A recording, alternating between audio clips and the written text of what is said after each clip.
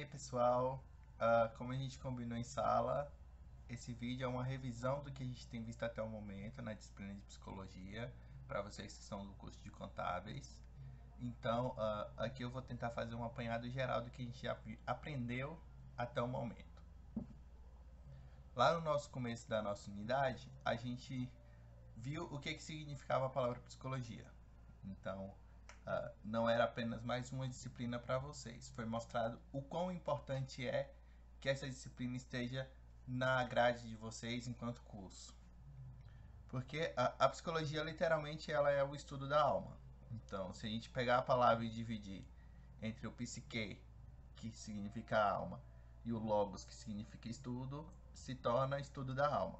E como a gente viu, principalmente quando a gente estudou a parte dos filósofos, por muito tempo se deteve exatamente a estudar essa alma. Quanto à caracterização da psicologia, é importante a gente pensar que cada pessoa tem a sua psicologia. Então a gente fala nas psicologias como um todo. Então não existe ela enquanto enquanto apenas uma coisa, e sim enquanto várias psicologias. A psicologia, ela mostra em seu estudo um estudo do psique. Ela mostra a diversidade de abordagem, a diversidade de conhecimento que a gente pode ter a partir de todas essas teorias que a psicologia traz, e principalmente a diversidade de objetos. Não é uma ciência de objeto único, mas de vários objetos. E nisso a gente chega na psicologia do senso comum. Como visto em sala de aula, a psicologia ela foi apropriada pelo senso comum na comunidade, nas pessoas. Então todas as pessoas acabam sabendo de algo que advém do próprio conhecimento psicológico. Entre isso a gente pode citar as questões do poder de convencimento, o despertar do gosto pelas coisas desconhecidas. Então, aquilo que a gente não conhece, a gente busca conhecer. Isso advém de uma apropriação desse senso comum a partir da psicologia como um todo. A utilização da ciência no dia a dia, tanto para curar qualquer tipo de mal. Quem aqui nunca já ouviu falar a avó dizendo que determinado chá serve para alguma coisa? Então, é disso. É daquilo que é cultural, que a gente conhece como cultural, que se apropria da ciência. Isso se torna tão comum que é partilhado por todos e toma status de verdade. Mas o senso comum ele é diferente do que a gente conhece como conhecimento científico e principalmente quanto psicologia. As pessoas no cotidiano elas usam a psicologia enquanto senso comum, como eu vinha dizendo, e isso advém de uma experiência acumulada ao longo da vida. Uma pessoa vai passando para outra determinado conhecimento e aquilo se torna de conhecimento de todos, ou seja, se torna uma coisa que é comum a todos. Já a psicologia científica ela é resultante da pesquisa. Ela vem de teste, de aplicações de técnicas que são comprovadas cientificamente. E isso acontece a partir de uma forma que é intuitiva, espontânea e, de certa maneira, advém também das tentativas e dos erros que foi feito com toda essa pesquisa até o momento.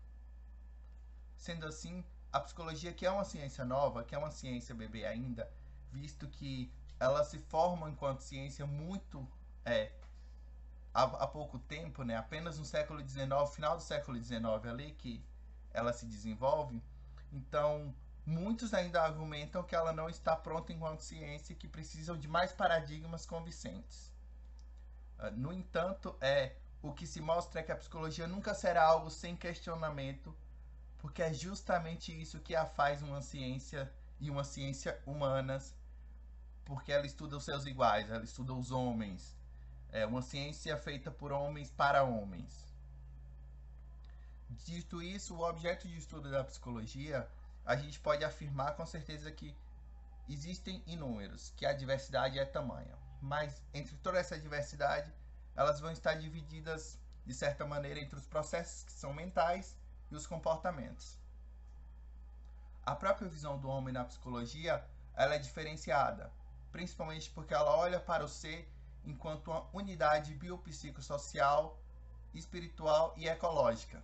Ou seja, ela leva em conta as características que são biológicas, que são do corpo físico dessa pessoa, as características do subjetivo, ou seja, o seu psicológico, as questões sociais e históricas, que falam muito sobre as pessoas, sobre o seu processo formativo enquanto ser, as questões espirituais, porque cada pessoa tem suas crenças, o grupo em que ela cresce muitas vezes vai determinar qual é a crença que essa pessoa tem, e também as questões ecológicas, porque a gente vive em um ambiente e interage com ele ao mesmo tempo em que a gente se constitui enquanto ser. Dessa forma, outros focos de estudo da psicologia são também os indivíduos especiais, aqueles que estão fora da média, aqueles que não são considerados normais, por assim dizer. As questões das personalidades, as diferenças individuais de cada um frente àquilo que é dito como natural e normal. As psicopatologias, que são os desvios de comportamento, dos padrões de comportamentos que algumas pessoas apresentam. Um exemplo disso pode ser o autismo, que a gente hoje em dia já fala enquanto TEA.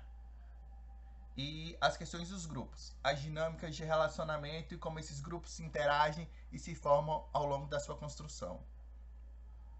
Dessa forma, a psicologia ela é uma ciência com um campo próprio de estudo, o seu objeto e meios de investigações e o seu próprio método. Ela é em si tudo isso. Às vezes fica difícil de compreender quando a gente coloca dessa forma, mas é a partir daí que a gente consegue compreender de onde é que vem essa ciência psicológica. Dito isso, ela parte de um longo caminho histórico.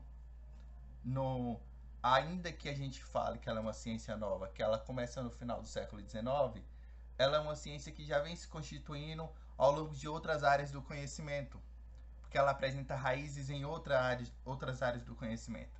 Então, desde a antiguidade, lá no mundo grego, que na filosofia a gente já vê aspectos que nos levam a entender a própria construção da psicologia. Então, no mundo grego, a gente vê muito o estudo do corpo e da alma. Como a gente viu em sala de aula, a gente tem os órficos que começam com esse estudo em 600 anos antes de Cristo. Depois nós temos Sócrates, que também faz esse estudo ao diferenciar corpo e alma. Platão também faz isso, principalmente voltado para as questões da razão. E bem como Aristóteles, que além de fazer essa divisão de corpo e alma, divide essa alma em três e nos dá estudos também para compreender a percepção, as sensações e a própria maneira como esse sujeito também se coloca no mundo. Após isso, é interessante a gente falar também sobre o Descartes. Descartes é podemos dizer, um grande padrinho para todo conhecimento científico. Os estudos que ele traz, e principalmente para a psicologia, no que se refere à relação entre corpo e alma, são interessantes e são coisas que a gente pode utilizar até os dias atuais. Lá nos anos de 1600 e pouco, ele traz a divisão dos atos humanos em dois: os atos involuntários e os atos voluntários. E ainda que haja essa relação e continue fazendo essa dissociação entre corpo e alma, esses atos involuntários, ditos sim enquanto corpo, trazem as questões que são inatas daquele sujeito. São as reações que tem aos estímulos externos, são os automatismos desse sujeito, a questão do mecanicismo e aquelas coisas que são ditas como os próprios dos animais, que é literalmente o inatismo.